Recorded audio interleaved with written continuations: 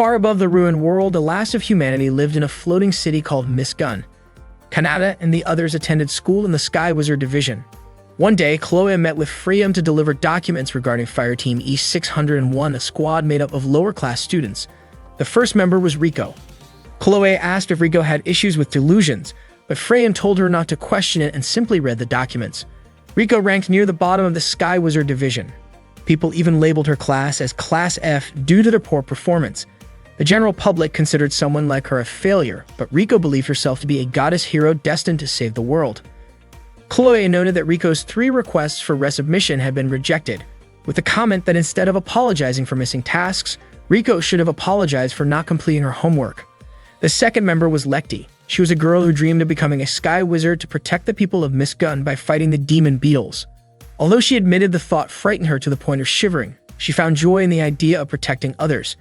Lekti was seen as someone very responsible. However, Freyan commented that kind-hearted children were often the ones to fall first. Those without magic were fated to lose their memories after being killed by the beetles. That was why Lekti wanted to fight for those who had already lost everything.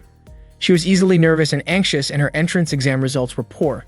Still, Lekti came from a family known for their twin-blade magic sword style, and her sincerity could not be overlooked. She hoped her future as a sky wizard would shine brightly.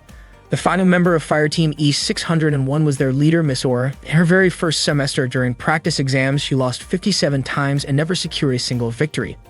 In the following evaluations, she lost 10 more times without a single win. During her second semester, the losses continued and she was defeated 57 more times, bringing her record to 124 consecutive defeats. In short, Miss Aura was recommended to voluntarily withdraw from the academy.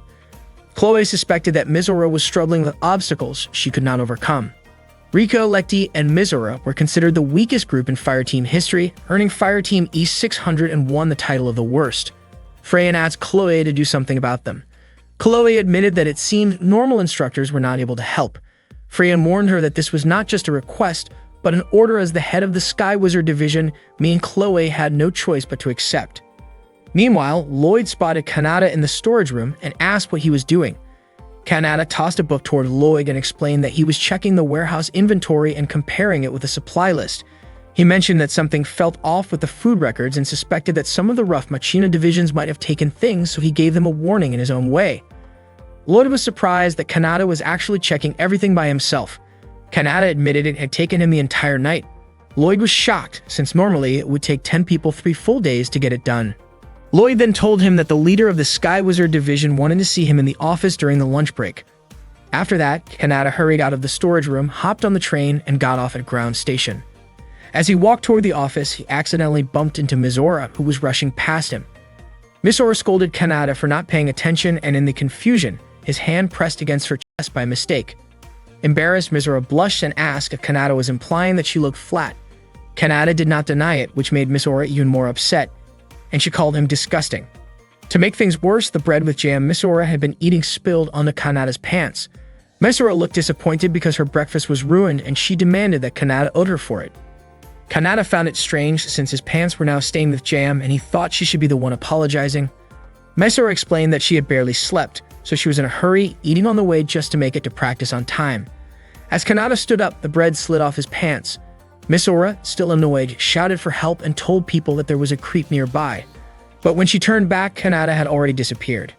At that moment, Kanata was busy trying to wash the jam off his pants, but the red stain looked hard to remove. He then noticed Rico smiling at her own reflection in the glass window of a nearby building. Curious, Kanata wondered what she was doing. Their eyes met, and with full confidence, Rico asked if her beauty had already mesmerized him. Kanata dismissed it as just another one of her eccentric habits. Rico teased him back, calling him a stalker, and Kanata replied that she was simply weird. Rico proudly claimed to be the reincarnation of a goddess, which explained her beauty. She warned Kanata not to fall in love with her, saying that the only person allowed to adore such beauty was Rico herself. Kanata dryly suggested she should take a break from admiring herself and use that time for training instead. He noticed the uniform she wore and recognized it as the Sky Wizard student uniform. Rico told him that she disliked exhausting activities like training, especially those that made her sweat. Then Rico suddenly realized Kanata was standing there in only his underwear, and she was shocked. She accused him of being indecent and asked why he would even remove his pants after looking at her. Kanata explained that he had already taken them off earlier while trying to clean the jam stain. Riko, still flustered, was stunned that he had been walking around like that the whole time. She screamed, calling out to others and saying that there was a creep right in front of her. Once again, Kanata vanished before anyone could see him, running straight into the restroom to hide. Meanwhile, some female students in the changing room were chatting about rumors of a suspicious person wandering nearby. Kanata stepped out of the restroom, frustrated that he had been labeled as a pervert twice in one day. Just then, he accidentally bumped into Lekti near the restroom. Seeing Kanata standing there only in his underwear, Lekti's face immediately turned bright red. She stammered nervously, reminding him that this was the girls' restroom, and with a trembling voice, she asked if Kanata really was some kind of creep. Kanata quickly denied it. Kanata made his way to Freyan's place, thinking that maybe he shouldn't have taken the shortcut through the preparation field. Not long after, 2 male students spotted him and called him a traitor. When he finally arrived, Kanata ran into Yuri, who also called him a traitor. Kanata asked if Yuri was still holding a grudge against him. Yuri said she had stopped wasting her time thinking about him since to her, remembering Kanata was pointless. Even so, Kanata insisted that Yuri was still holding on to it. That annoyed Yuri so much that she almost lashed out at him, but Chloe quickly stepped in to hold her back. Yuri told Chloe to let her go, explaining that she wasn't carrying a grudge and she wasn't trying to start a fight. She claimed she was simply stating facts, but Kanata still treated it like a grudge. Frustrated, Yuri stormed off and 2 male students nearby laughed at the scene. Chloe warned Kanata not to act that way, since it could make Yuri angry, but Kanata admitted he actually hoped she would get even angrier with him. Chloe questioned why he would think like that. Kanata explained that Yuri had joined because she wanted to be with him, and he was sure she was still hurt. Since Yuri had never been good at controlling her emotions, maybe it was better if she let them out once in a while. That incident had happened more than 6 months ago. At the time, Yuri had been unconscious and never witnessed it herself, and Kanata had also been badly injured. He said that the only person who ever comes out of battle without a scratch is someone who doesn't have the skill to be there in the first place. Chloe admitted she felt responsible for what had happened, so she offered Kanata a good deal. Seeing Chloe smile as she said it, Kanata was convinced that it meant trouble. Chloe brushed off his suspicion, saying she trusted the leader of the Sky Wizard Division. Chloe then led Kanata to meet Freyan. Freyan called him a traitor who still dared to show his face. Kanata admitted he hadn't actually planned to come, but Chloe suddenly smacked him lightly to shut him up. Freyan explained she hadn't called Kanata there to lecture him. Instead, she wanted him to take responsibility and become the instructor for Fireteam E601. She told him to teach this struggling group so they could fulfill the school's mission of training Sky Wizards capable of pushing back the threat of the beetle-like demons. Kanata wondered why it had to be him, when there were plenty of others available. Chloe explained that everyone else was already assigned for the season, and besides, she personally wanted Kanata to do it. She said she knew how hard he worked behind the scenes, like helping out with logistics when nobody was watching. Kanata agreed to at least read the file, but when he looked at it, he was shocked to see how terrible Fireteam E601's results were. Meanwhile, the members of Fireteam E601 were having a discussion. Miss Aura suggested they start training, but Riko refused, saying that a goddess like her didn't need practice. Miss Aura scolded Riko, accusing her of going against her authority as the team leader. Just then, Lekti looked nervous as she tried to speak up. She said something had happened to her earlier that morning. At the same time, Kanata was walking through the school corridor. Other students who passed by recognized him. Everyone knew he was from the regular division, and most of them considered him a traitor. They wished he would just stay away from them. But to their surprise, Kanata casually asked them where the Fireteam E601 room was. The students mocked the group, calling them losers. Back with the team, Lekti admitted she had run into someone unsettling earlier that morning. Riko said the same thing had happened to her. And then Mizora added that she too had met a creepy person who had spilled bread and jam on his own pants, which she found disgusting and humiliating to even recall. Instead of solving the mystery, Riko and Mizora started arguing, and Lekti tried her best to calm them down. Not long after, Kanata entered their room. He introduced himself as the instructor of Fireteam E601, explaining that he was a second-year student in the regular Sky Wizard Division and that he was 17 years old. Mizora immediately recognized the name and labeled him a traitor. Riko said she had also heard about him, while Lekti was confused and asked if Mizora really knew him. Mizora confirmed it, calling Kanata both a well-known traitor and someone suspicious. Riko and Lekti agreed with her, convinced he was the same unsettling person they had all run into. The three of them instantly activated their weapons and pointed them at Kanata. Kanata stood there, baffled at why they were calling him that. For context, Miss Gun was a floating city dedicated to training Sky Wizards. It hovered about 3,000 meters above sea level, with a population of around 6,000 people. About 90% of them were wizards like Kanata and the others. A long time ago, humanity was forced to abandon Earth because the land had been overrun by armored insect-like demons. People moved to floating cities to continue their lives, and the city came to be known as Miss Gun. Riko considered herself to be a star in Miss Gun. That day, Kanata entered Fireteam E601's room and introduced himself as their new instructor. Misora questioned why Kanata had become their instructor, but Kanata told her not to worry about the details and instead encouraged them to move forward. Misora was convinced that Kanata couldn't read the data properly and also carried his usual shameless attitude. Kanata recognized Mizora's name as a second-year student in the Sky Wizard Preparatory Division. She was 14 years old, her class performance grade was D, her practical training grade was E, and the review report even recommended that she voluntarily withdraw from the academy. Misora argued that her abilities couldn't be measured by test results alone, but Kanata didn't seem to believe her. Misora blushed under his gaze, unable to stand it any longer, and quickly walked away. Riko remarked that Misora was just a low-level student, which explained her poor grades. She then tried to introduce herself to Kanata, but he already knew about her. Riko was also a second-year student in the Sky Wizard Preparatory Division with an A in classroom grades. However, because she missed her homework, her practical training grade was marked as an F. Normally, E was the lowest grade, but for some reason, Riko had received an F. Riko admitted that she couldn't leave her hair messy, so she had skipped it.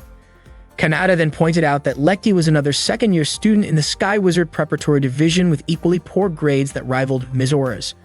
Her practical exam results were unstable, as she would win and lose against the same opponents. Hearing this, Lekti felt guilty and apologized. Just as Kanata was about to begin teaching, Mizora voiced her objection, saying she didn't want a so-called traitor instructing them. Lekti, confused, asked why Kanata was being called a traitor. Misora explained that about 6 months earlier, Kanata had fought against several insect demons and managed to escape unharmed. But ever since then, he had been seen as a coward, frequently skipping missions and missing important ranked matches where his team should have earned an S rank. After repeatedly disappointing people's expectations, Kanata earned the nickname of traitor. Misora said she couldn't allow someone so irresponsible to be her teacher. Kanata replied that Misora was free to voice her complaints to the head of the Sky Wizard Division, then asked whether she felt embarrassed because she had never won a first-rank match. Misora told him not to underestimate her. She admitted that she felt ashamed, but she still wanted to become a great Sky Wizard and didn't want to waste her time. Riko argued that Kanata's remarks about her were inaccurate. Despite her young age, she had already been praised as the reincarnation of a goddess and her abilities were more than adequate. Lekti added that she didn't want to skip the training either. Kanata told them that people used to call him the Black Sword Master Kronos, and as their master, he would train them properly. If they worked hard, they could reach his level of strength or even surpass him. He asked them to imagine themselves defeating fire teams ranked above them, contributing in a dramatic way to humanity's fight against the insect demons. Inspired, the three girls imagined how cool it would be to fight those creatures. Misora eventually agreed to be trained by Kanata, but Riko refused, saying that as a goddess she wasn't willing to sweat or work hard. Misora grew frustrated, pointing out that this very attitude was why Riko couldn't achieve good results. Riko countered that it was only Misora and Lekti who had failed to produce results. Misora challenged Riko to prove it, but Riko simply mocked her. Kanata asked if Riko's exam results had been graded by Freyan, but Riko dismissed the need for exams altogether. Kanata said he had never seen Riko's true abilities, so based on the data, he had to consider her at the same level as Misora. Riko, however, refused to accept being compared to Misora, insisting that a goddess like her could never be placed on the same level. Kanata told her to demonstrate her abilities during training. Riko warned him not to fall for her once he saw her outstanding talent. Kanata then asked Lekti for her opinion. Lekti, embarrassed, struggled to speak up. Misora encouraged her to look people in the eyes and say what she truly meant with confidence. But instead, Lekti lowered her head and apologized. Kanata asked whether she was apologizing because she didn't want to join the training. Lekti admitted that her apology was actually meant for Misora. Misora then pulled Lekti closer to Kanata, and with encouragement, Lekti finally managed to say that she wanted to do it and was willing to join the training with Kanata. That afternoon, Yuri and Chloe were chatting in the cafeteria. The female students around them admired the two of them for protecting the city. Chloe waved to greet those students, which made them really excited, and she asked Yuri to wave back as well. Yuri admitted she still was not used to being treated like that. Chloe asked if Yuri had gone back to drinking tea since coffee always seemed too bitter for her, and it looked like Yuri had not changed at all. Yuri then asked if Kanata was still considered on sick leave. Chloe pointed out that Yuri had already asked the same thing 6 times that week. Chloe explained that Kanata did not seem ready yet for a real mission, but for the moment, he was assigned as an instructor for an E-ranked fire team, and that had been Chloe's request. Yuri was shocked to hear that. She did not understand it, and in her mind, Kanata was not helping her fire team when he had the chance. Instead of supporting their logistics, he chose to go teach others, which felt selfish to her. Chloe reminded her not to speak poorly about Kanata. Chloe explained that keeping the peace was their duty as sky wizards, and she was sure Kanata felt the same. When Yuri asked how Kanata was doing at that moment, Chloe answered that he seemed to have started his lessons by flying through the skies. At that same time, Kanata was flying with Mizora, Riko, and Lekti. When he reached a good altitude, he stopped to begin the exercise. Mizora was puzzled why Kanata was using a flight device, while Riko also wondered why he did not just use his flight magic since the device had lower mobility. Mizora began to doubt his reputation as a Grand Master, saying that someone who could not even fly properly would not stand a chance against them. Kanata responded that his way of flying was simply the mark of a beginner learning the basics, which surprised them.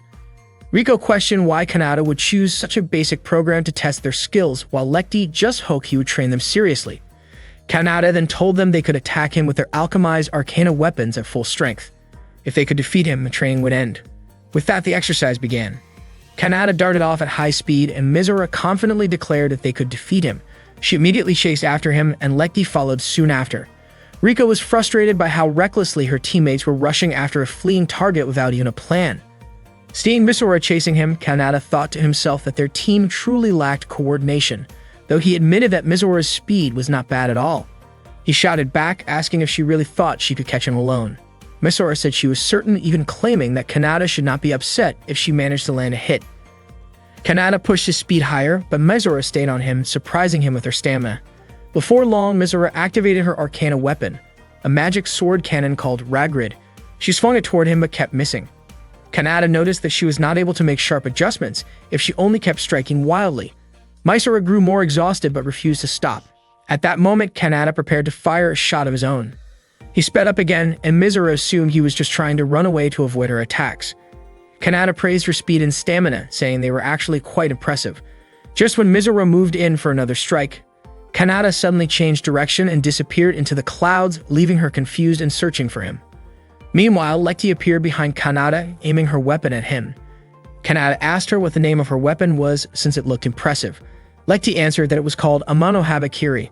Kanata was surprised, noting that she should have been able to land a blow if she had only tried. He encouraged her not to hesitate. Lekti began attacking, but Kanata was able to block her strikes. She was startled when she found herself too close to him, her face turning red before she quickly backed away and swung her weapon again. Kanata wondered why her movements had suddenly become inconsistent, asking if she was only stalling for time. Lekti attacked again, and Kanata realized her movements had actually become smoother. Her reflexes were quite good, but she kept making mistakes, most likely because she did not fully trust her own abilities. Kanata stopped her strike and told her that she had real potential. Embarrassed, Lekti pulled away and repeatedly apologized. From a distance, Riko had been waiting for her chance. She aimed her magical weapon, Athena, and fired. Kanata sensed the attack and managed to dodge, but the shot flew toward Lekti, who was standing near him. Kanata immediately pulled her aside and deflected the magical blast. Riko was stunned, realizing Kanata had actually reduced the strength of her shot before it could do any real harm. Kanata asked Lekti if she was alright, and she nodded. According to Kanata, it had been a good shot, and when an attack was too precise, it actually became easier to dodge. Riko wondered why that was the case, and Kanata explained that her aim was not bad, but her intention to strike felt as obvious as sending a telegram. He then asked if Lekti and Riko had tried combining their movements while flying. Lekti admitted that she had been very scared. Riko pointed out that Lekti's movements were smoother compared to Mizora's, who always seemed restless and scattered wherever she was. Because of that, Riko said it was natural for her to try sensing with Lekti in order to land better shots. Kanata questioned why, if Riko could calculate things so thoroughly, she did not seem concerned about her own teammates. Riko claimed that she was a goddess, uninterested in ordinary human matters. Meanwhile, Mizora kept shouting while searching for Kanata. She was annoyed and exhausted since she still had not found him. Later that night, while Mizora, Lekti, and Riko were changing clothes together, Mizora admitted she was upset because they had failed to catch Kanata, even though there were 3 of them. Lekti apologized, saying her skills were not good enough. When she noticed Mizora struggling to unfasten her bra, Lekti helped her. Mizora thanked her and said it was not her fault, admitting she might not have given Lekti any useful directions. Riko then commented that fire team leaders should be able to assess the battlefield properly, unlike what Misora had done. She also contrasted that with herself, who she described as beautiful. Misora became irritated by Riko's words. Riko told Misora not to feel down since it was only natural that she was taller and more developed physically, claiming that was what separated ordinary people from a goddess. Misora replied that she was not upset and that such things did not matter to her. However, when she noticed Lecty's figure, she was surprised and started crying, not believing how Lecty could be more developed than her. Riko reassured her that such differences had nothing to do with someone's abilities as a sky wizard. Misora was touched by her words, but at the same time, seeing both Riko and Lecty made her feel uneasy. What bothered her even more was when Riko playfully described Misora's body in a mocking way, which made Misora scold her. Lecty quickly tried to calm both of them down. Kanata had realized that Misora had a hot temper and often lost sight of her surroundings, while Lecty's lack of confidence caused problems whenever she faced enemies. Riko, on the other hand, was the complete opposite of Lecty, but the distance between her and her teammates was too wide. To Kanata, they were like puzzle pieces shaped oddly, but he thought it would be amusing if he could somehow fit them together. Riko, however, refused to accept Misora as the leader of the fire team since as a goddess, she did not want to be under Misora's command. Misora argued that she was the one who had started the fire team, so it was her responsibility to lead. Riko countered that being first in line did not automatically earn respect. At that moment, Lecty tried her best to calm the two of them down as they argued. Soon after, Kanata opened the door to the changing room to announce the next stage of their training. Unfortunately, he accidentally caught sight of the three girls and only their undergarments. In shock, they immediately activated their weapons and accused Kanata of being inappropriate. That day, the members of Fire Team E601 were in the middle of a special training session with Kanata. The training was tough as becoming stronger was never easy. During the session, Riko admitted that she had no intention of joining in because she believed herself to be like a goddess. She left the room right away. Misora tried to stop her, but Riko ignored her. Kanata told them to let Riko be on her own, then asked Misora and Lecty if they were ready for the special training. Both Misora and Lecty agreed to continue. Later that day, Kanata brought Lecty to a clothing store. With her face turning red, Lecty said that she had finished changing into the outfit Kanata had chosen. When Kanata pulled open the curtain of the changing booth, Lecty was startled. Kanata wondered why she was so embarrassed since she actually looked beautiful in the maid outfit. Lecty asked if it was really necessary to spend their fire team's budget on a maid costume. Kanata explained that the outfit was important for their training. Before leaving the shop, he told Lecty that her task for the day was to hand out flyers while wearing the maid outfit. Lecty was shocked, but she had no choice but to do it. That afternoon, Lecty began her task. When two students walked by, she tried to call out to them, but she couldn't bring herself to speak clearly. The students thought she was acting strange and walked away. Not long after, 3 male students came over. They were stunned to see her dressed as a maid and quickly surrounded her. The flyers scattered to the ground and Lecty politely encouraged them to take one. The students happily picked up the discount coupons and thanked her. Lecty was surprised that she had actually managed to hand them out. Meanwhile, Kanata asked Misora to find out Riko's weaknesses. According to him, everyone had at least 2 weak points, and even if Riko tried to act calm, there was a chance she had some surprising vulnerabilities. Misora seemed reluctant about this request. Even though she didn't get along with Riko, she didn't want to lower herself to spying. Suddenly, Kanata covered her mouth because he had noticed Riko walking nearby. In the process, he accidentally touched her chest and quickly apologized, saying he hadn't realized it. Misora was offended, especially when Kanata's words made it sound like he hadn't noticed anything because she was too small. Kanata urged her to stop arguing and follow Riko. That day, Riko went shopping for clothes. Through the reflection in the store's glass, she noticed Misora tailing her. She immediately approached and asked what Misora was doing. Misora was shocked that Riko had caught on so easily and wondered if she had some kind of special ability. Then Misora realized her reflection in the glass had given her away. Riko asked if Misora had feelings for her. Misora was at a loss for words and couldn't come up with an excuse. Riko told her she needed to shop, but Misora insisted she wanted to join her. Suspicious, Riko pinched Misora's cheek, worried that maybe someone had cast an illusion spell on her, since it was strange for Misora to suddenly want to spend time with her. Still, she allowed Misora to tag along. Elsewhere, Kanata was drinking coffee outside when Lecty approached and handed him a flyer. He asked if she had completed her task. Lecty admitted that at first she had been extremely nervous, but afterwards she managed to gain a little courage. Kanata then told her it was time for the second step, asking her to start working at the cafe. He walked away while Lecty insisted she couldn't possibly do it. Suddenly, several customers called her over to take their orders. With so many people waiting, Lekti panicked and shouted out for Kanada's help, saying she couldn't handle it on her own. That same afternoon, a young man named Real was walking while looking at his tablet, mumbling that most of the armored insects seemed to come from the Arcanar class. Without realizing it, he bumped into Yuri, who was carrying a drink. She immediately apologized as the drink spilled, soaking Real's pants. Feeling extremely guilty, Yuri apologized over and over. She quickly knelt down, trying to wipe off the spill. The stain didn't seem to go away, and Yuri grew flustered, unsure what else to do. To her surprise, Real's heart raced as he watched her, his face turning red. Yuri apologized again, worried the drink might leave a permanent stain on his clothes. Just then, Riko took the handkerchief from her, saying she could handle it herself. A moment later, Chloe called out to Yuri. Real told her not to worry and urged her to go meet Chloe. Yuri apologized one more time before leaving in a hurry. Real watched her go and only then realized he was still holding on to her handkerchief. That afternoon, Riko went to a bookstore and bought a philosophy book. Mizora asked if Riko was really sure about buying it since the book looked boring. Riko thought Mizora probably didn't understand the joy of pursuing truth yet, and she even called Mizora a child. Mizora admitted it when she was told that. Then Riko invited Mizora to the next store. Mizora didn't expect that Riko still hadn't finished shopping. After that, they went to a doll shop. Riko absolutely loved the sheep doll she found and hugged it right away. Mizora had only just discovered that Riko liked cute things. Riko looked embarrassed and quickly took the shopping item from Mizora's hands. Riko said they needed to use their time efficiently. Mizora began to wonder if Riko liking cute things could be considered a weakness. That afternoon, Lekti was serving customers, but a few male students started teasing her with uncomfortable comments. They laughed, which made Lekti feel very embarrassed, and she quickly walked away. Lloyd saw everything and recognized Lekti as Kanada's student. At that moment, Lekti sat alone, saying she couldn't do it. Suddenly, Mizora arrived and asked what Lekti was doing there. Lekti immediately hugged Mizora and cried and told her everything. Mizora couldn't believe the kind of special training they were getting. Lekti asked if Mizora's training was more normal than hers.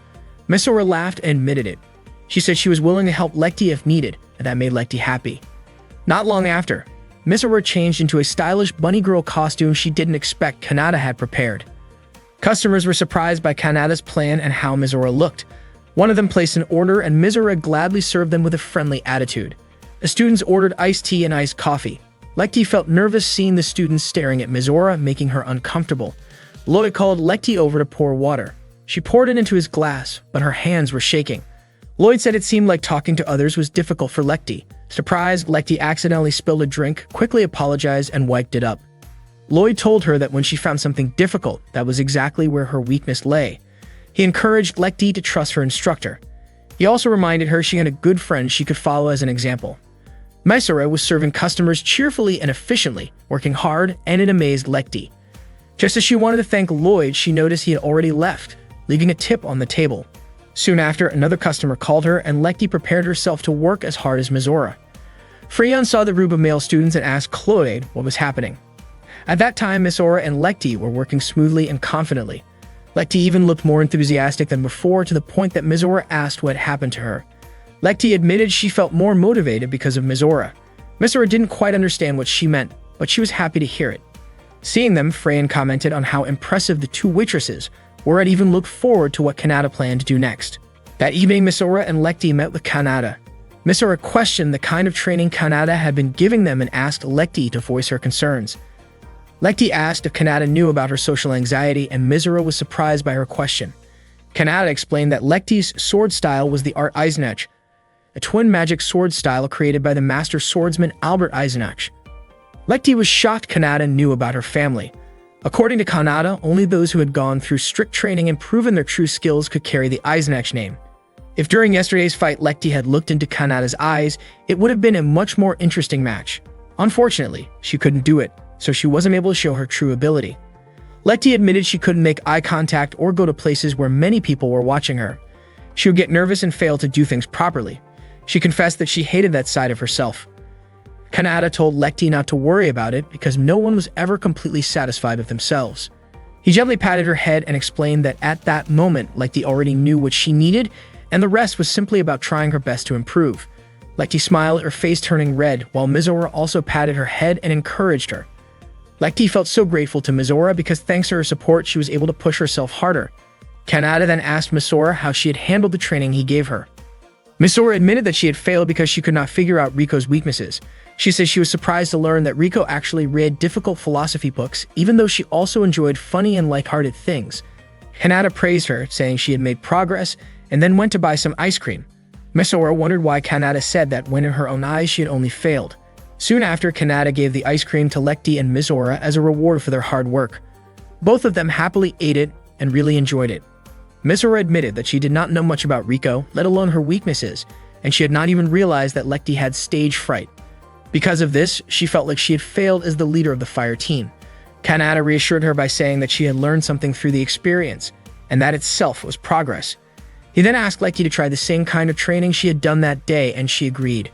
Misora also agreed to keep observing Riko, but Kanata explained that the purpose of the training that day was to make Misora realize her own weaknesses. Overcoming those weaknesses, however, required a completely different kind of training, and he wondered whether he had failed to make that clear to her. Misora grew frustrated and, without meaning to, dropped her ice cream on the ground.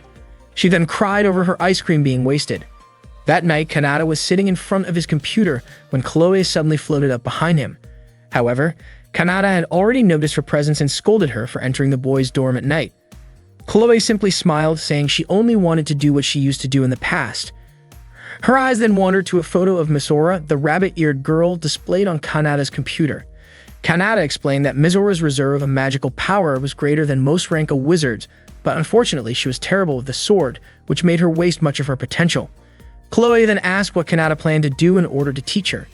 The next day, Kanata met with the members of Fire Team E601 and asked Misora to stop focusing on the magical sword cannon formation. Instead, he suggested she should position herself to support the magic cannon from mid-range because she had no natural talent for swordsmanship, while her flight magic and magical reserves were far more impressive. Kanata said his goal was simply to make the best use of her abilities. Misora refused to do that, saying she did not care, and even if it could make her stronger, she would not change her path. Kanata told her to stop being selfish, since the magical sword cannon was unbalanced, outdated, and too difficult for a beginner to handle. Misora denied being selfish, saying she was simply doing her best, but still rejected the idea of moving away from the sword cannon style. Kanata said that no matter how hard she tried, putting effort into the same approach would only produce the same results. Misora realized she had misjudged him, since she thought Kanata might have been a capable instructor. In her eyes, Kanata clearly did not understand her at all, so it was better if he stopped telling her what to do. Frustrated, Misora stormed out of the room. Seeing this, Lekti immediately ran after her.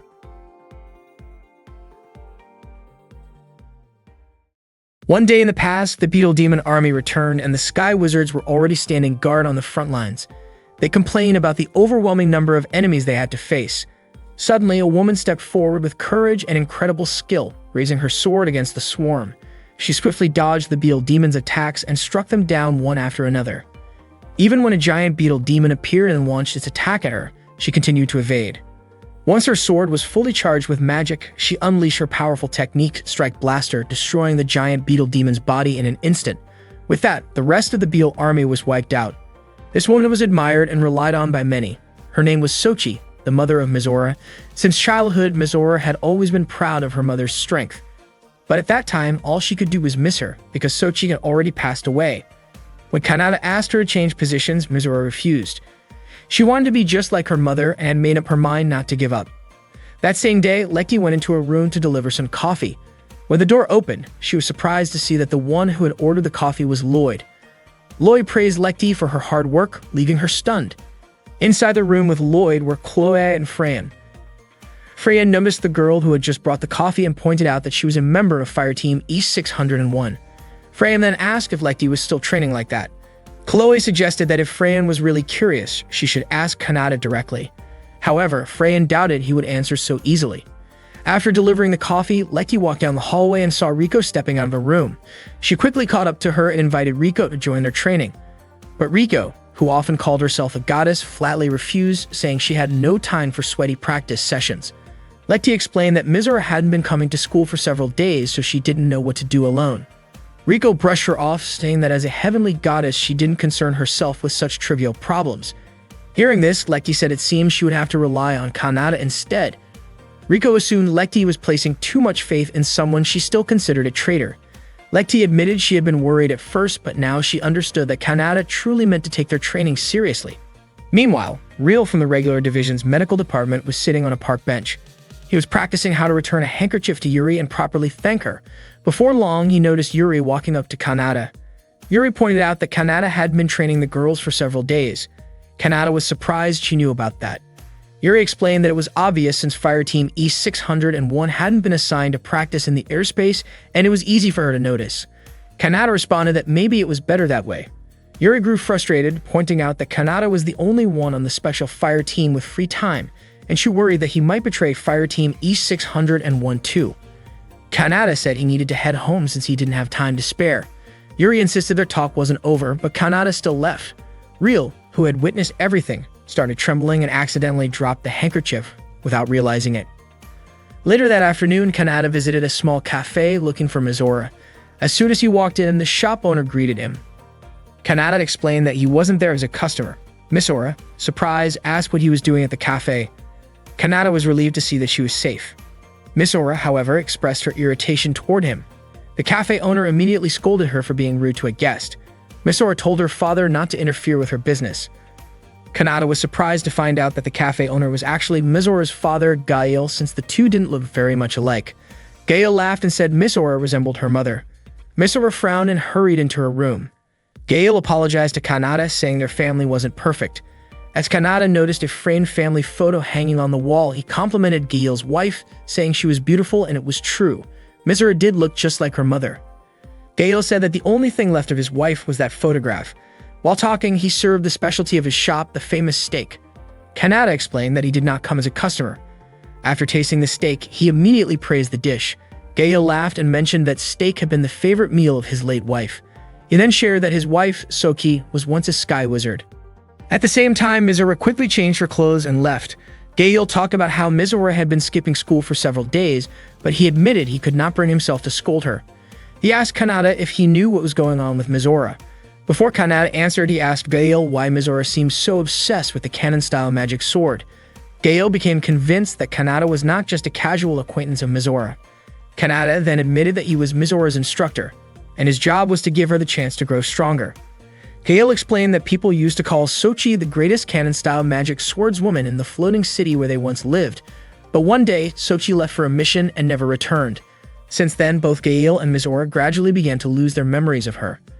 Mizora wanted to master the canon-style sword because she did not want to forget her mother. At that time, Mizora went to a place full of ruins, activated her weapon, and promised herself that she would never give up. In the past, there was a day when Mizora had been overjoyed to welcome her mother home. Sochi had missed her daughter deeply and lifted Mizora high into the air with excitement. Gail confessed that he often worried about Sochi and could barely sleep at night, even when he tried to nap during the day. Sochi admitted she often felt lonely and could only comfort herself by eating multiple times a day. Their reunion was filled with warmth, and soon Mizora found herself happily standing between her parents again. When Mizora asked her to stop, Sochi playfully teased her daughter. Not long after, the neighbors gathered and mentioned that they had watched a live broadcast of Sochi in action. They praised her for destroying an entire army of Beal demons and expressed their gratitude since, thanks to her, their city of Iris remained safe. Mizora felt a strong sense of pride in her mother's abilities. When they returned home, Gail cooked steak for breakfast, but Mizora thought the dish was too heavy for the morning meal. Meanwhile, Sochi had trouble managing house chores and even flooded their home while trying to do laundry. Mizora was surprised at how poorly her mother estimated the water level. When Sochi tried cleaning, she accidentally damaged the wall. Mizora scolded her out of frustration. Soon after, information arrived that a group of Arcanar and Chimera-class beetles had begun to attack.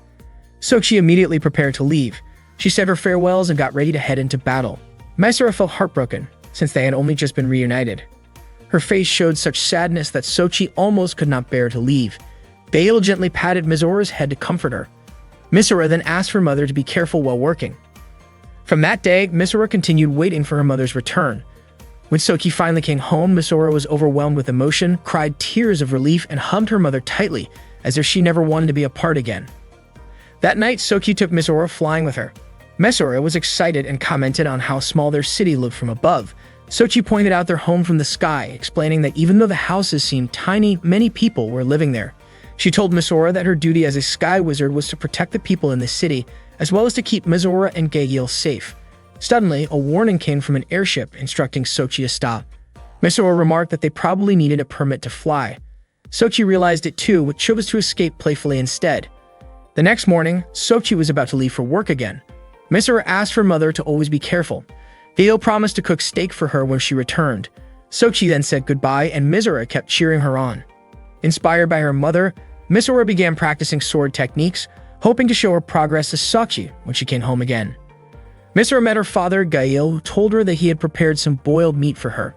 But Misora asked about steak, and more than that, she wanted to know if her mother had not come home yet. To her surprise, Gail answered that Misora did not have a mother. Misora immediately left and started asking people around the town about her mother, but none of them knew her at all. According to them, Misora and her father had always lived alone together, and no one had ever heard of a sky wizard in Iris Town. Not long after, two officers arrived carrying a sword. They explained that Sochi had tried to protect everyone. She had gone forward alone against the enemy. She was the strongest and known as the noble cannon-type magic shooter.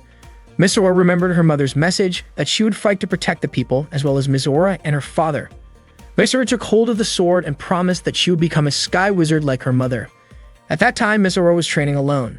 She wondered why she could never win, and she kept striking down the iron target in front of her until she finally fell. She kept questioning why all her efforts never paid off, but she refused to give up for her mother's sake. Soon after, Kanata came to her. Later, Kanata and Misora visited the Hill of Hope, the resting place of fallen sky wizards. Kanata had heard that Misora visited this place every day. Misora was sure that her father had told Kanata about it, which upset her. She felt that Kanata was intruding into her privacy. Misora even said that both Kanata and her father were the worst. Kanata asked her not to blame her father because since she had never spoken about it, her father had been worried. Kanata asked why she was so fixated on the cannon sword, and that was why he had chosen this place. He wanted Misora to swear at her mother's grave to give up on the cannon sword, because she could never be as strong as her mother. Misora grew angry and told Kanata to stop acting like he knew everything. For her, when the cannon sword was entrusted to her, it also meant her mother had been entrusted to her. Yet everyone else, even her father, did not remember her mother. Misora felt that a traitor like Kanata would never understand. Kanata then asked what she thought hope truly was. Misora said it was to protect the people in the town. But Kanata explained that the fallen sky wizards did not want to be forgotten, and what they truly wanted was to protect the ones they loved. That was what allowed them to face the demon beetle army, and surely Misora's mother had felt the same. Kanata asked Misora if her mother's purpose as a sky wizard had been for the cannon sword itself, or to protect people. Earlier, Gail had told Kanata that when Sochi died, he felt nothing, and he feared that if Misora died, he might also feel nothing, which terrified him.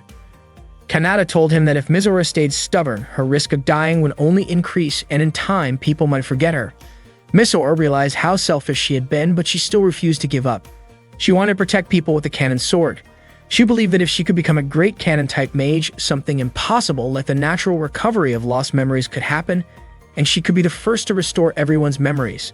That way, she would not die in vain. Seeing how serious she was, Kanata laughed, admitting he never thought Misora could be this reckless. But he liked people like her. Because of that, Kanata decided to give her some guidance on how to become a better cannon-type mage. He understood how strong her determination was, but he warned her to be prepared because the path she had chosen could be worse than death itself. He asked once more if Misora was sure about taking that path. Misora firmly stated that she was ready to face any risk.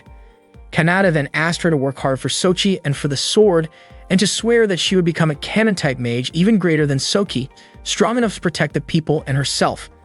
As her instructor, Kanata would help her bear the burden. That was why he wanted her to become stronger, and Misora agreed. The next day, Misora and Lekti prepared for training. Misora apologized to Lekti for making her worry. Kanata arrived and asked them to begin right away. Lekti immediately flew high into the sky. Misora looked at Kanata's face and shyly thanked him before leaving. Kanata could only smile at her. Meanwhile, Riko was watching them from below, and it seemed like she was starting to take interest in Kanata's way of teaching.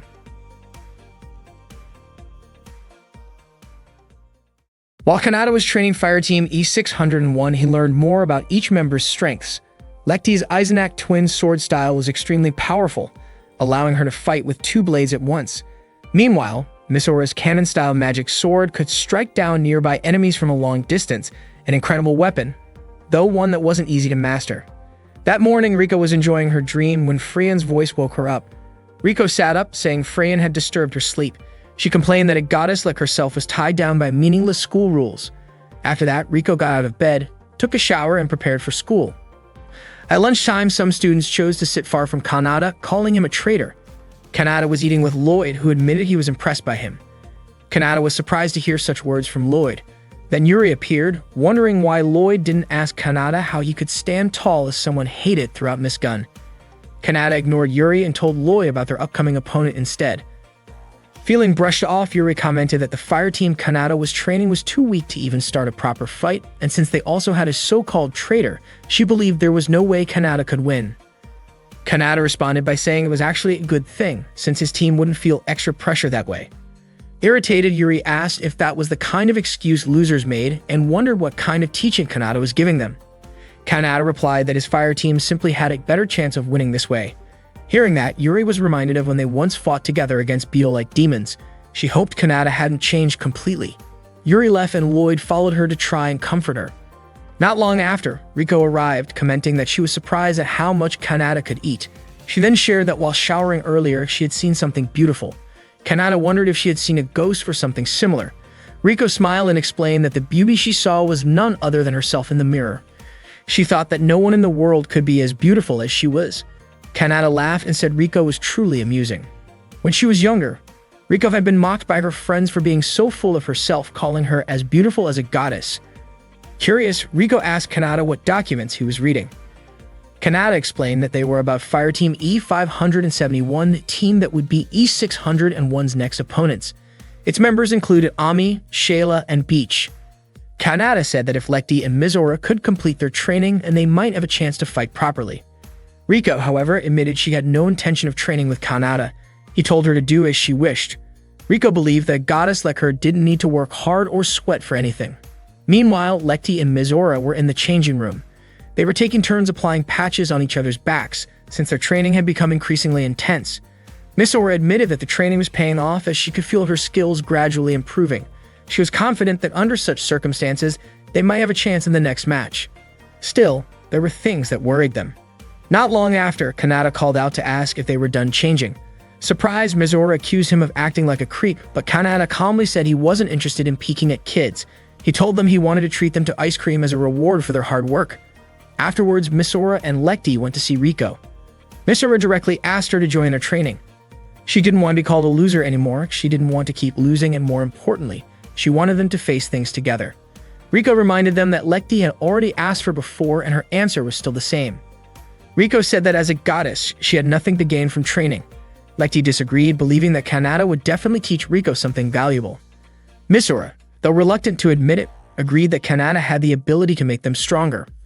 Riko then remembered what Lekti had said about Kanata truly caring about them, as well as Kanata's own words telling her to do whatever she liked. She said that since Kanata wasn't trying to train her directly, she saw no reason to participate in training. Mizora pleaded with her, saying that even if Riko didn't join the training, she still wanted her to fight alongside them in the match. Riko admitted that she wasn't interested in embarrassing herself by joining the match because she knew she would definitely lose. Lekti didn't expect Riko to say that, and Mizora even kneeled in front of Riko, asking her to join their match. Suddenly, Kanata appeared and pulled Mizora up to her feet, surprised by what she was doing. Meanwhile, Frayn informed Chloe that the D-ranked fire team had weakened during patrol. At that time, a Chimera had appeared, and Frayn was determined not to let it get close to Miss Gun, since they were commanders of the small beetle-type fiends. Chloe told her not to worry because handling that situation was the responsibility of the special fire team. Frayn then asked about Kanata's fire team, pointing out that the popularity ranking match was coming soon. She had already asked earlier about Fire Team E601. Back with Kanata, he released Mizora and explained that Riko would never refuse to act unless she had something on her mind. He said that fighting when you already knew you would lose wasn't exactly cool, but complaining about not even trying was definitely not his style. Riko was shocked and told him that he knew nothing about her. Kanata gently patted Mizora's head and said that was why he would leave the key to victory in her hands. The next morning, Riko once again dreamed about her childhood, when she used to chase after Frayn but could never catch up. She woke up hugging her stuffed toy, upset that she had fallen into the same nightmare again. Still feeling sleepy, she went off to school. That day, Yuri was practicing with her staff while Real watched her from afar using binoculars. He couldn't believe that someone as beautiful as Yuri was associating with Kanata, the so-called traitor. Real was convinced that Kanata must have deceived her. Riko spotted Real and called him a sneaky stalker, which startled him so much that he immediately ran away. Up in the sky, Kanata and Mizora had already begun training. Kanata demonstrated a move to her, then activated his weapon known as the Gladius, a destructive sword used as a chronos. Mysora was amazed by it. Kanata pulled the trigger on his sword, releasing a burst of magical energy that caused a massive explosion. He called it the Sword Magic Cannon Battle Art Strike Blaster, and this was the technique Mysora needed to learn. Mysora couldn't believe she was about to practice such a powerful move. Kanata warned her not to release too much magical energy all at once. He instructed her to concentrate her magic within her body and channel it into her sword. He admitted honestly that her swordsmanship and shooting skills were still amateur, but that didn't bother him. That was exactly why he wanted to teach her the fundamentals and guide her through this technique. Kanata assisted her in performing the move, and Mysora asked if this was truly her key to victory. Kanata explained that her strongest asset was her vast magical capacity, which allowed her to pour everything into one decisive shot. A single strike that could decide the battle. That was their only plan. He then gave her the signal to fire. Mysora launched the Striker Blaster and was thrilled when she succeeded. But soon she realized just how heavy the burden of channeling that much magical power was, and she wondered why Kanata looked so calm about it. Kanata explained that he had added this training to regular cannon practice, but reminded her that she could only manage 3 shots per day. Mysora noticed that Kanata seemed to be showing signs of magical exhaustion. Kanata gently patted her head again, explaining that the move was meant to clear the path for her and her teammates to advance. Mysora, flustered, grew annoyed at him for putting his hand on her head and demanded that he remove it. Meanwhile, Riko was quietly observing them from below. She was convinced that with Mizora's hidden strength, the tide of the battle could definitely turn around. At that moment, Lekti was also practicing her twin sword magic against Kanata. Kanata mentioned that Lekti seemed distracted and asked if she hadn't gained something like Mizora had. He explained that the divine sword Eisenach had been sharpened and improved by its descendants, and the style of twin sword magic had already been embedded within Lekti. Their training was meant to help her bring it out. Kanata then asked Lekti to show him everything she had learned. With enthusiasm, Lekti demonstrated her skills, but unfortunately, she couldn't land a single hit on Kanata. Still, Kanata pointed out that she had made significant progress, especially with her ability to deliver a straight strike without hesitation.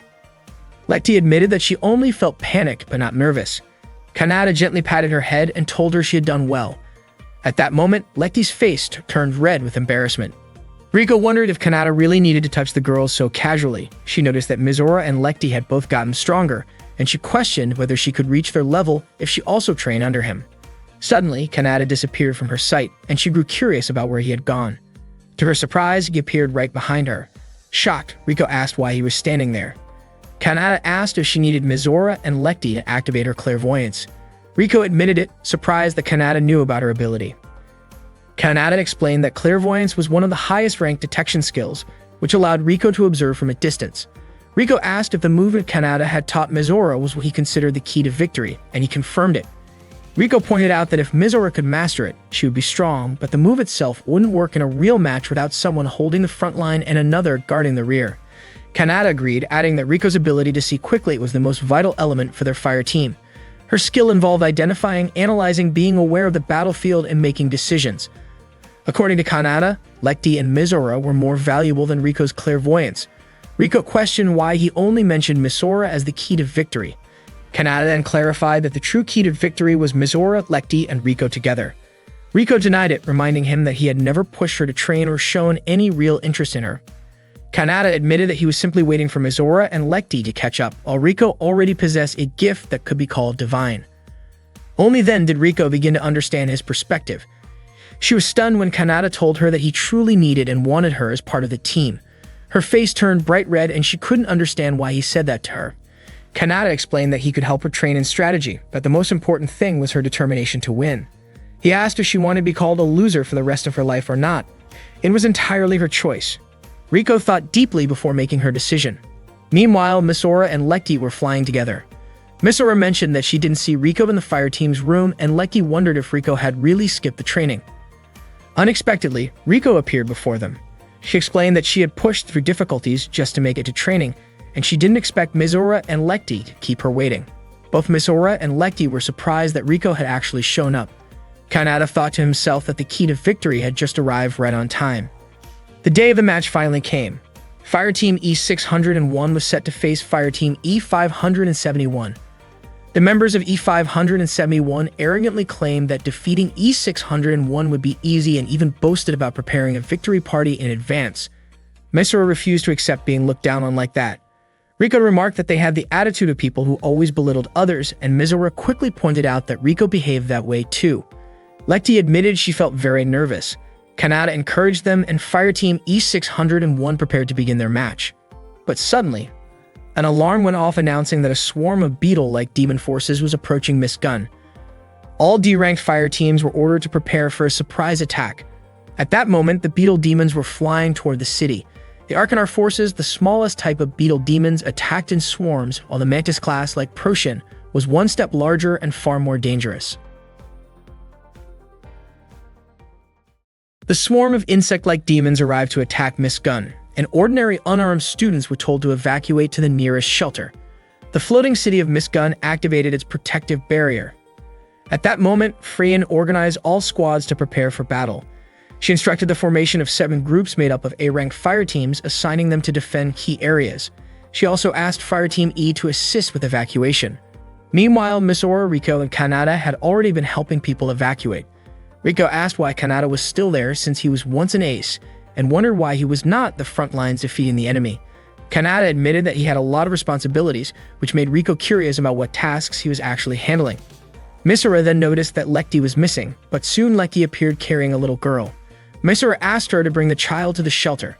Kanata then spotted the insect demons and was shocked that the enemy had arrived. In an instant, Chloe launched a powerful attack that destroyed the demons, and Yuri praised her impressive strike. Chloe was confident that Yuri could have done the same if she still used her spear, but Yuri admitted she no longer did because it no longer felt right for her. Soon after, Lloyd delivered troubling news. A large force of insect demons had completely overrun one of their defensive areas. Both Chloe and Yuri were stunned to hear this. It turned out that another group of insect demons was trying to break through Miss Gun's defenses. Within moments, they managed to damage the barrier wall and break inside. Around 300 enemies flooded in. Freyan ordered all students who had been helping with evacuation to get ready to fight. She reminded them not to let even a single demon occupy Miss Gun. The demons advanced toward Misora and her team. The little girl with Lecty cried in fear, and Lecty did her best to calm her down. Seeing this, Misora remembered her mother's words about fighting to protect both people and family. Inspired, Misora shouted that she would protect everyone. She activated her weapon and tried to perform the new moves she had learned from Kanata. Her first shot missed, which worried her, but she tried again. Thankfully, her second shot struck one of the demons. Lecty praised her, and Kanata noted that while Misora's accuracy was still off, her effort was good. Riko also pointed out that she had improved since at least her shot had landed. Kanata told Misora to keep going like that while the rest of them protected the child. Unexpectedly, Misora unleashed a full striker blaster shot that wiped out the entire swarm of demons. However, the blast also caused damage to parts of the city. Misora was shocked, and Riko could not believe she used a striker blaster in the middle of Miss Gun. The others began to blame her. Misora explained she had not intended to harm the city, and that it was an accident. Kanata then informed her that the blast even destroyed his father's cafe. Misora was horrified and screamed in distress. Meanwhile, reports showed that the enemy forces numbered around 10,000, while their fire team numbers had already dropped by 30%. According to Freyan, the only option left was to attack the insect demon commander directly. At the same time, Kanata and his team had safely reunited the little girl with her family. The situation grew worse when a Chimera Deneb was detected in Block 24. Freyan deployed several fire teams to push it back. After Fireteam E571 launched its attack, they managed to bring it down. But to everyone's surprise, there was more than one Chimera Deneb because of the sheer size of the demon army. Kanata and the members of Fireteam E601 then started planning their next move. Riko suggested they needed to track down the unconfirmed Chimera Deneb. Kanata agreed, and Misora asked what they should do next. Riko admitted she might have to reveal a glimpse of her true ability. She put on her glasses, explaining that activating her clairvoyance ability made her more focused, though she joked that it might lessen her beauty. Kanata disagreed, saying her beauty did not fade even when she wore them. Hearing this, Riko blushed. Soon after, she detected movements from the insect demons in Block 68. At the same time, Yuri, Chloe, and Lloyd saw many more demons heading toward Miss Gun. Yuri asked if they should retreat, but Chloe said they would not make it in time. Lloyd added that he could not simply let the enemy pursue them unchecked. Yuri mentioned that reports showed multiple Chimera Deneb approaching, and she grew deeply worried for Miss Gun's people. Chloe told her not to worry, since Miss Gun was protected by Kanata. Yuri argued that someone like Kanata would probably run away, but Chloe insisted that Yuri should trust him. In her view, Kanata would never allow the people of Miss Gun to get hurt. As soon as the Beetle Demon army appeared, Kanata told Fireteam E601 to go after Chimera and Deneb. The three of them were shocked by the order, especially since this was their very first real battle. Rico thought Kanata's command was way too extreme. Kanata explained that their training wasn't about throwing their lives away. His words struck a chord with them. He said they trained to survive, and by doing so, they could protect others. He believed the three of them could do it, and as their instructor, he guaranteed it. Misora admitted that even though Kanata could be pervy sometimes, he was still their instructor. He trusted them, but she trusted Rico and Lekti too. She encouraged them both to go for it. Lekti confessed that she trained as a sky wizard to protect people, so she wanted to protect everyone in Miss Gun. Rico pointed out that this could also be the perfect chance for them to show off in front of Freyan, though she simply referred to her as that woman. Misora had no idea who Rico meant, but Kanata fired them up again, reminding them they were fighting to reclaim Miss Gun, a place that rightfully belonged to all of them. Meanwhile, Freyan was still monitoring everything from the information center, but not long after, her surveillance screens went dark. Kanata asked his fire team to carry out their plan. The first step was for Lekti to engage Arcanar in close combat. She quickly flew straight into the demon army. Since they weren't human, she didn't feel nervous or shy. With swift movements, Lekti cut down the beetle demons one after another with her twin swords. From a distance, Misora watched in awe, praising Lekti's incredible skills. Kanata also acknowledged the impressive twin sword magic technique of Eisenach. Not long after, more demons appeared from the opposite side. Just as planned, the second step was for Rico to support Misora by sniping enemies from long range. Misora was amazed by how accurate Rico's shots were. Kanata then gave Misora the signal to move. She rushed into the crowd of beetle demons. The third step of their strategy was for Misora to use her speed to close in on the enemy and unleash a strike blaster.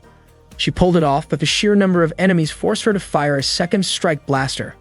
Unfortunately, more demons kept appearing. Kanata stepped in to clear out the beetle demons and told Misora to take a break. Lekti rushed her aside and skillfully cut down enemies one by one. Rico eliminated any demons that tried to sneak up on Misora.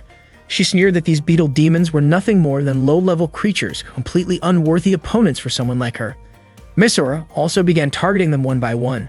She wasn't just fighting for herself, she was doing it for Rico, Lekti, and her mother. Gathering her resolve, Misora unleashed a third strike blaster. Kanata was confident her attack hit the mark, but suddenly, a massive strike was launched toward Misora. She couldn't dodge it in time, but Kanata jumped in and shielded her from the attack. At that moment, an enormous beetle demon monster appeared before them. Lekti asked if that was Chimera, but Rico admitted she had never seen a type like that before. The giant demon fired its attacks, destroying buildings and sending debris flying at Lekti and Rico. Kanata said Misora's earlier shot had been good, but the demon had managed to deflect it. Realizing the fight couldn't drag on, Kanata admitted he hadn't expected something like this monster to show up. Misora told him not to hold back, but she also knew his magic reserves were limited. Kanata revealed he had no choice but to step in. Since this wasn't a normal enemy, he activated his weapon, and a chilling aura surrounded his body. He warned that what he was about to do wasn't something anyone should ever try to copy, and he didn't want Misora to end up fighting this way. The wind around him roared violently. He ordered Misora to retreat because it was too dangerous. As soon as he moved, every beetle demon around him vanished instantly. Misora couldn't understand what Kanata had just done. The massive demon launched a barrage of attacks at him, but to Kanata, they were far too slow. He darted through the gaps with ease, though Misora worried deeply about him. She suspected that the power he was using wasn't ordinary magic. Moving at incredible speed, Kanata managed to slash the giant demon across its head. He knew he had to end the battle quickly. He soared high into the sky just as the demon began charging another massive attack aimed right at him. Misora panicked and begged him to get away, but Kanata declared that the fight would end when he decided to unleash his full strength. He then fired his own strike blaster, detonating the giant demon in an explosion so massive that Misora had never seen anything like it before. Lekti and Rico managed to escape from the rubble, and Rico asked if the giant beetle demon had been defeated. Kanata's powerless body fell downward, and Misora, Rico, and Lekti quickly ran to catch him. From a distance, Lloyd and Yuri witnessed the explosion. Lloyd believed that someone had managed to pull it off. Yuri did not understand who Lloyd was referring to. Chloe smiled and said it was the work of someone Yuri admired. Hearing that, Yuri's face turned red. Meanwhile, Freyan received a report that the Arcanar beetle demon had withdrawn from Miss Gun's airspace and the situation was safe again. She was surprised that the unknown Chimera had been defeated, but she had no idea who was responsible. At that moment, Rio rushed over to check if Kanata was alright, when suddenly something fell from above. It looked like the eye of a monster. Kanata was still weak, and Misora and Lekti were terrified at the thought of losing him. Not long after, Kanata stood up again, relieved to see the sky above Miss Gun clear once more. Lekti, Riko, and Misora's faces lit up with joy. Kanata told them that they were now ready to win the ranking battle, and the team was filled with confidence. The day of the battle arrived. Even though Kanata was still injured, he came to watch. Yuri greeted him and admitted she wanted to see how the students he trained would fight. Kanata asked why she seemed so cheerful, which made Yuri flustered and deny it. She had thought Kanata was helping with the evacuation during the attack, but was confused about why he ended up so badly hurt. Kanata simply said he must have tripped while escaping. The match began, and Kanata told Yuri not to be surprised because Fireteam E601 had grown much stronger. He smiled as he looked at Mizora, Lekti, and Riko, certain they could win. But when the match ended, Fireteam E601 had lost, and Kanata's face fell into disappointment. Fireteam E571 celebrated their victory, telling Mizora and the others to recognize their limits. Mysora looked downhearted. Lekti could barely believe they had lost, but Riko insisted she had made no mistakes. Yuri reminded Kanata that he had just said Fireteam E601 was stronger now. Kanata smiled and replied that setbacks were only natural. That evening, Freyan presented her suggestion to the Academy headmaster, who approved it. Freyan then told Chloe they could accelerate the Sky Wizards training program in a more realistic way by holding a new Academy tournament. Later, Mizora asked Riko how far her clairvoyance ability allowed her to see. Then Riko admitted that she could see things that were extremely far away, but not objects that were invisible. Beetle Demon balloons started attacking Mizora, and she shot them down one by one with her weapon. She was clearly annoyed because those beetle balloons seemed endless. Mizora shouted at Riko, asking her to back her up from behind. Unfortunately, Riko refused, saying she wouldn't help because Mizora's movements were too sloppy. That only made Mizora even more frustrated. At the same time, Lekti was busy popping the beetle demon balloons surrounding her. Mizora kept yelling at Riko to help, but Riko still refused, which pushed Lekti to ask both of them not to fight. From a distance, Kanata could only smile as he watched the three of them. Meanwhile, Lloyd, Chloe, and Yuri were meeting Freyan in her office. Freyan pointed out that the fire team under Kanata's guidance never seemed to change, since they kept extending their losing streak. She asked them to be honest about whether they were involved in the Chimera incident the other day. Lloyd admitted that the three of them obviously didn't defeat the new Chimera species. Freyan was convinced that Kanata and Fireteam E601 were the ones who had actually taken it down. According to her, Kanata then asked for forgiveness for destroying part of the city in the process, but Freyan refused because there were no witnesses or proof. For the sake of fairness toward the other fire teams, she decided to suspend Fireteam E601 as punishment for what happened. At that moment, Lekti, Mizora, and Riko were struggling, barely able to move while being surrounded by beetle demon balloons. Mizora once again asked Riko for help, but Riko still wouldn't move, saying it wasn't worth it to fight those balloons. Lekti pleaded with them to stop fighting. Kanata kept observing from afar, realizing he only had one more step left to take. Back in her office, Freyan began planning to release Kanata from his duties. Yuri agreed with that idea, saying that in her eyes, a traitor like Kanata could never be a proper instructor. Freyan then asked Chloe to bring Kanata to her office. When Lloyd asked if that was the only reason Freyan had called them, she revealed she also wanted to discuss the upcoming tournament with the three of them. After finishing their training session, Fireteam E601 changed clothes in the locker room. Mizora winced in pain, complaining about the bruises on her back. Riko bluntly said that was because Mizora's movements were a mess. To make her point, Riko touched Lekti's back, showing there were no bruises at all. Mizora blamed Riko for refusing to help her during training. After changing, they went to meet Kanata again. Mizora vented her frustration, saying no one acknowledged that Kanata and Fireteam E601 had fought against the beetle demons. Kanata calmly explained that since no one actually saw them in battle, it made sense that nobody would believe it. Mizora didn't expect that kind of response from him, especially after he had used a strange power to fight the giant beetle demon. Kanata quickly covered her mouth so she wouldn't mention it further, and then asked if she couldn't accept that fact. He reminded her that no one would really care about it anyway. Kanata then showed them a tournament flyer. All fire teams were allowed to participate, except for S-rank teams. The winner would be promoted by 2 ranks and receive a custom-made weapon from the Alchemy Division. On top of that, the winner would also get a free pass to enjoy Miss Gun's Street Food Festival. The students became excited about the idea of joining. Lekti started daydreaming about how amazing it would be if she won. Riko imagined the admiration she would receive from other students. Misora pictured Kanata praising her for winning. Each of them got lost in their own thoughts.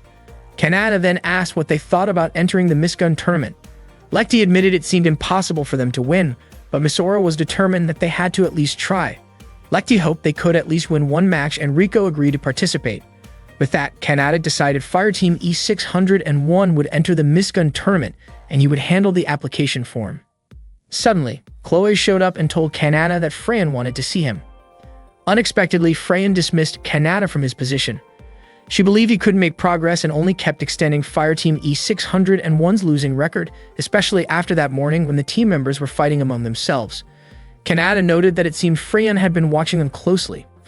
Freyan said suspending Fireteam E601 made sense, since they clearly lacked motivation, and that was the real reason behind their repeated losses. Kanata firmly declared that he was the instructor of Fireteam E601 and had sworn to make them respected Sky Wizards. Freyan doubted that, saying a traitor could never accomplish such a thing. Even though Chloe recommended Kanata, the final decision remained in Freyan's hands. Misora declared that she didn't care if the decision was Freyan's, because in her eyes, only Kanata could truly help Fireteam E601 grow. Freyan, however, couldn't understand what the other Fireteam members saw in him. Kanata believed that if Fireteam E601 managed to win the Miss Gun tournament, then everyone else would finally accept their existence. Freyan laughed when she heard that and mocked Fireteam E601, pointing out that they couldn't even beat Fireteam E. Kanata, however, was confident they could pull it off. Freyan said that if Fireteam E601 actually won the tournament, then she wouldn't suspend them. At that moment, Misora, Lecty, and Rico had been eavesdropping outside the room. Misora was shocked to realize that they were facing suspension. As soon as Kanata opened the door, the three of them tumbled in, embarrassed at being caught listening in. They quickly followed Kanata, asking why they were about to be suspended. Kanata advised them not to get too influenced by what they heard. Later, inside Fireteam E601's room, Misora, Lecty, and Rico sat in gloomy silence, still thinking about what they had overheard. Kanata asked what they planned to do. Misora said she wanted to make Fireteam E601 stronger and reach new heights. Lecty agreed with Misora's determination. Rico reminded them that she already held the highest position since she considered herself a goddess, but she would still follow Misora and Lecty's wishes. Kanata praised their determination but told them not to take things too seriously. What mattered most, he said, was simply winning every match they played. Misora pointed out that they had never won before, while Rico wondered how Kanata could stay so calm. Kanata explained that the tournament brackets were always distributed fairly and previous scores or rankings wouldn't matter. He told them to prepare because training would begin the next day. As he left, Misora couldn't believe that the conversation ended so abruptly. Before walking out, Kanata reminded them to attend the tournament's drawing ceremony the next day. That night, Freyan, Chloe, Yuri, and Lloyd went to a hidden facility. Freyan placed her card on a scanner and the door opened. A machine scanned her entire body from head to toe, and the same process was repeated for Chloe, Yuri, and Lloyd. Once all identities were confirmed, a massive door slid open leading to a long corridor. Freyan mentioned that they must have heard rumors about this place but assumed it was their first time visiting it. The truth was that this was where beetle demons were studied. The facility was filled with dissection and research equipment, similar to what they had seen in their organ dissection classes. Chloe asked how any of this was connected to their earlier discussion. Freyan pointed out that they had opposed the idea of the tournament. Chloe explained that the tournament only encouraged rivalry among students. Once they reached the secret laboratory, they were surrounded by dissected parts of beetle demons being studied by scientists. They even witnessed large-scale experiments, including dissections on giant beetle demons. Yuri had to hold herself back from feeling sick. Real appeared to greet Freyan and the others. He enthusiastically tried to shake Freyan's hand, though she ignored it. Real expressed his honor in meeting Sky Wizards. He already recognized Chloe, Lloyd, and Yuri, calling them members of Fireteams 128, a team responsible for special missions. He greeted each of them and mentioned having met Yuri before. Remembering the encounter, Yuri apologized for the past incident, wondering if it had left an awkward impression. Real was delighted that Yuri still remembered him. Freyan then told Real to show them the research samples. Real revealed pieces of a massive chimera he had found earlier. Freyan didn't know who had defeated it, but this new chimera was far larger than Chimera Deneb, and had been given the code name Chimera Antares. Real sliced off a piece of one of its tentacles, revealing that unlike Chimera Deneb, this one had regenerative abilities. Real was excited, explaining that the creature could continually provide samples, which could lead to breakthroughs in regenerative medicine. Freyan quickly cut the conversation short and prepared to leave. Before they left, Real mentioned seeing Yuri during the Miss Gun interviews and pointed out that she admired strong people. Yuri blushed nervously. Real felt fortunate to meet her again. After they were gone, Real secretly held on to a handkerchief that belonged to Yuri, treating it as something precious. While walking down the corridor, Freyan explained to Chloe, Lloyd, and Yuri that their enemy had the ability to evolve, and at the moment their forces were running out of strength. Chloe realized that this was the real reason behind the Miss Gun tournament. Lloyd noticed Yuri's silence and asked if she was feeling unwell. Yuri admitted she was simply shocked after seeing a place like that for the first time. Lloyd agreed that it was disturbing to see a lab filled with demon parts. Before they parted ways, Freyan told Yuri she would be asking for her help in the future. Yuri, however, couldn't understand why Freyan had chosen her specifically. The next day, the students gathered to decide the tournament slot allocations. Everyone was excited to take part in the event. At that moment, Fireteam E466 ended up in Block B, Slot 12, facing Fireteam A286. Fireteam E466 could only accept their fate since they had to go against a class of team. Meanwhile, Fireteam D299 was paired with Fireteam B621. When it was Fireteam E601's turn to draw their slot, Lekti and Rico cheered Misora on as she prepared to spin the lever. With a determined look, Misora pulled it and Fireteam E601 landed in Block D, Slot 4, where their opponent would be Fireteam E571. Lekti felt relieved that they would be up against another Class E team. Rico, on the other hand, said she would not have minded if their opponent had been from a higher class. Not long after, Kanata arrived and asked about the results of the slot drawing. Misora and the others quickly rushed over at him, with Misora explaining that they had been matched against another Class E team. Lekti expressed confidence that with this outcome, they would avoid being suspended. Just then, Yuri appeared and greeted Kanata. Kanata was surprised, wondering aloud since S-rank wizards were not supposed to participate. However, Yuri explained that she was not there to compete herself, but rather her fire team was. She revealed that the chairman of the Sky Wizards had assigned her as an instructor for a class of fire team. Unfortunately, her team, Fireteam A227, and Kanata's Fireteam E601 were placed in different blocks. Kanata thought this was actually a good thing, since it meant Yuri's team and his own might end up facing each other in the finals. Hearing this, Yuri was caught off guard. Kanata teased her, asking if she was afraid of losing. Irritated, Yuri denied it, wondering why Kanata sounded so sure that her fire team would lose. Kanata then turned the question around, asking if she truly believed her team could win. Yuri declared confidently that her fire team would, without a doubt, win. Kanata replied that if his team came out victorious, then Yuri would have to join his fire team. Annoyed, Yuri said there might be countless possibilities in the world, but she still accepted his challenge. With visible frustration, she left. Misora and the others then asked Kanata why he had said something like that. Kanata explained that it was part of an agreement he had made with the chairman of the Sky Wizards.